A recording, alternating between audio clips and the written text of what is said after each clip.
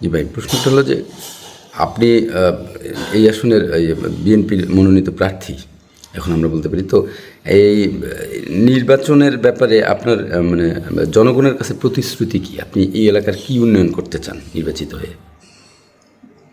দেখুন, আপনাকে ধন্যবাদ। আমি দীর্ঘদিন থেকে রাজনৈতিক মাঠে আছি। আমি দীর্ঘ রাজনৈতিক পথ চলায়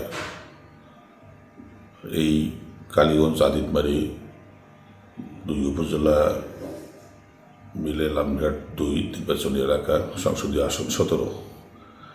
এই আসনের 16টি ইউনিয়ন। এই 16টি ইউনিয়নে আমি প্রতিটি ইউনিয়নের সমস্যাগুলো আমি নিজ চোখে দেখেছি, আমি জ্ঞাত আছি। তার কারণ আমি এলাকার মাটি মানুষের সঙ্গে রাজনীতি করি। সমস্যাগুলো আর কি আপনার অনেক সমস্যা আমি চিহ্নিত করতে পেরেছি। দীর্ঘদিন ফ্যাসিস্ট সরকার থাকার কারণে আমি সাংগঠনিক কার্যক্রমের পাশাপাশি যদিও ভোট যুদ্ধে আপনার বারবার অংশগ্রহণ করেছি, কিন্তু এই ফ্যাসিস্ট সরকারের কারণে আমি আমার বিজয় নিশ্চিত করতে পারি নাই। আমাদের বিজয় বারবার ছিনিয়ে নেওয়া হয়েছে। এই বিজয় ছিনিয়ে নেওয়ার কারণে মানুষের আশা আকাঙ্ক্ষা আমার প্রতি আরও বেশি সৃষ্টি হয়েছে। মানুষের আকাঙ্ক্ষিত যে আমি তাদের জনপ্রতিনিধি হয়ে এই এলাকার যে সমস্যাগুলো রয়েছে, বিশেষ করে এই এলাকার রাস্তাঘাট, চিকিৎসা সেবার উন্নয়ন, শিক্ষার মান উন্নয়ন থেকে শুরু করে এই বিষয়গুলো এই এলাকার অ্যালায়েন্সদেরকে সাথে নিয়ে, সুদীবন্ধুদেরকে সাথে নিয়ে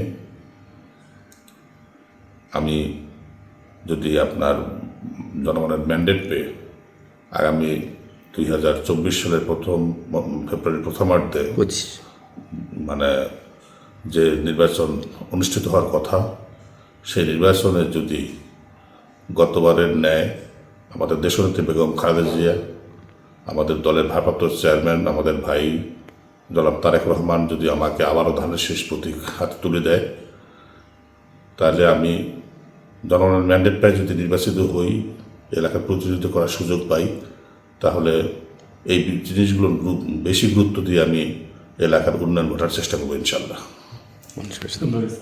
আচ্ছা, দ্বিতীয় কথা হলো যে রাজনৈতিক প্রতিপক্ষ আছে, আপনার নির্বাচনী প্রতিপক্ষ একটা আছে একজন, তারা নানান ধরনের রটনা রটায় আপনার এগেনস্টে, অনেক সময়, সবসময় না, অনেক সময় তারা এটা চেষ্টা করে।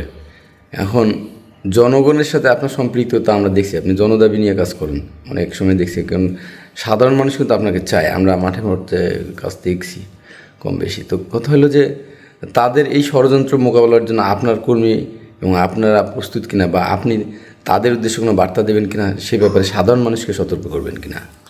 বিএনপি একটি বড় রাজনৈতিক দল, আর এখানে প্রতিযোগিতা থাকতেই পারে, তবে আপনার সুস্থ প্রতিযোগিতার দরকার।